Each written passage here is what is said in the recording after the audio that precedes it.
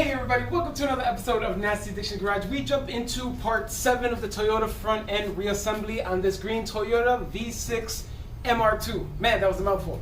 But remember, if you guys think back or see a couple episodes ago, I did have some issues with the radiator and trying to find a place that would weld up some fittings for me for the inlets and the outlets, but I found something even better, guys. I don't need a welding. I'm still going to get an AN fitting on there, guys. So let's jump into today's episode and let's have some fun. Let's go. All right, everybody, welcome to the episode. So I know you guys seen a little small clip, auto plume. So this is the spot that has the AN cooling system fittings. They have lines, they have all type of stuff for cooling systems for race cars or cars in general. No clamps needed and no welds. So you guys kind of see it here. It's kind of giving it away a little bit.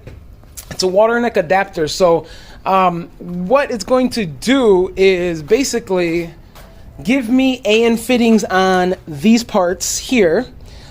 Without having to weld an AN fitting on there. So that's the good part. That's a good part, okay? So I'm super excited about that. Let's get to opening this box and see what's in it so I can show you guys. Let's go.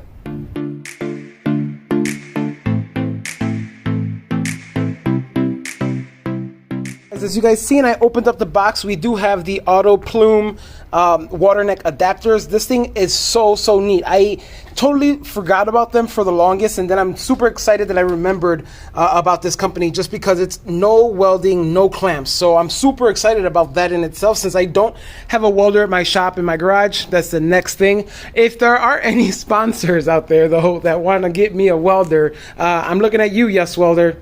You guys gave me the helmet. I won the helmet. Where's the TIG welder? So yeah, I'm looking at you guys.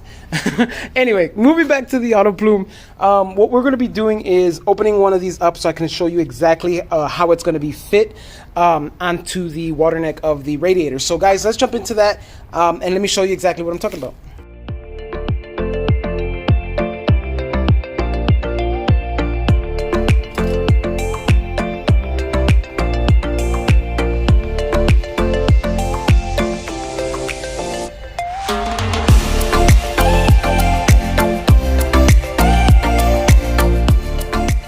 This to use as a grip for this, which I could see it, but I have enough room that I think I can hold it myself and just screw it in and then tighten it with a wrench. Like I have more than enough like space, like there's like almost like 2.5 inches here, so I could definitely do it. So let's jump into it, guys, and let's install one of these. Let's go.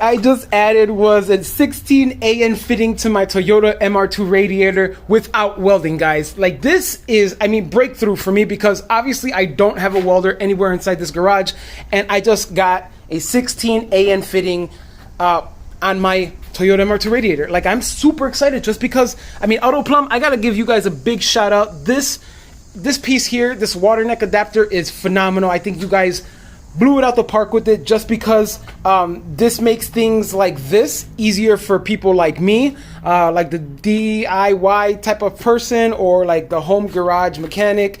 This stuff, it makes it a million times simple to get everything plugged up. So now I can show you guys, like, everything here is gonna be, I mean, plugged up perfectly. So I'm just super excited that this is, I mean, the answer to my problem here for the radiator. But guys, let's jump into the next one and let's go.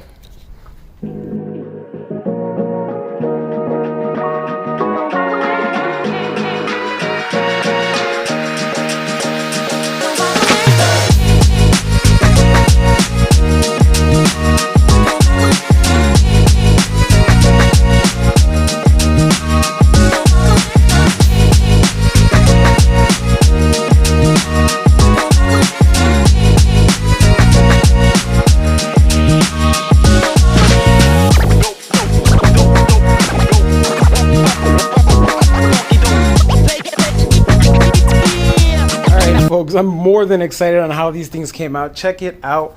Now we got both left and right side on. This is legit. Like, this is like not coming off anywhere. And I mean, it's so tightly on there. There's no way that I can see leaks coming from that thing. I'm just super excited because these guys are gonna make my job 10 times easier when it comes down to installing all the water lines. I'm super excited for that. But moving on next to the front end, we're gonna go ahead and put on the spindles on both driver's side and passenger side. What we're gonna do, we're gonna break them down first because I do have to take these rotors to get resurfaced or maybe cleaned up or something, because the rust on these things have been sitting for many years. I think it's been like 6 years. So we're gonna take these apart. I'm just gonna literally put the spindle on. We're gonna torque everything to spec. I have my trusty dusty little spec sheet here, so we're gonna go ahead and do all that, and let's go, guys.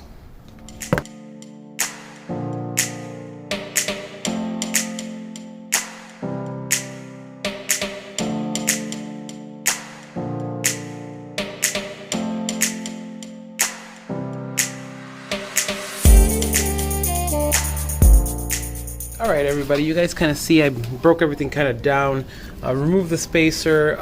These knuckles are brand new. I mean, you can obviously tell how much I've driven on them, which is nothing. Same thing with these rotors.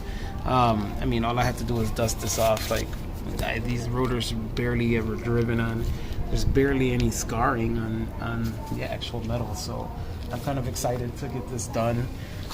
And get everything set on there. So what I'm gonna do, I'm gonna go ahead and attach the knuckle. I'm not gonna attach the rotor just yet, because what I'm gonna do is I plan on taking them to get resurfaced, cleaned up. I want to make sure that they're good enough to put back on. If not, I'll get some other ones, but I want it cleaned up. The car is extremely clean, so I want to make sure everything else is extremely clean. Plus my OCD wouldn't allow me to do that, so I'm gonna have to go take them to get cleaned up, resurfaced. But we're gonna move on and go ahead and attach the this spindle knuckle with the lower center adjuster, and we're gonna put this back on and get that all situated. Then I'm gonna torque everything to spec on that side, and like I said, I have everything here. I believe this is the rear suspension, so front suspension. I have all the torque specs here, so I'm excited to get this done and move forward with this build, guys. So let's go.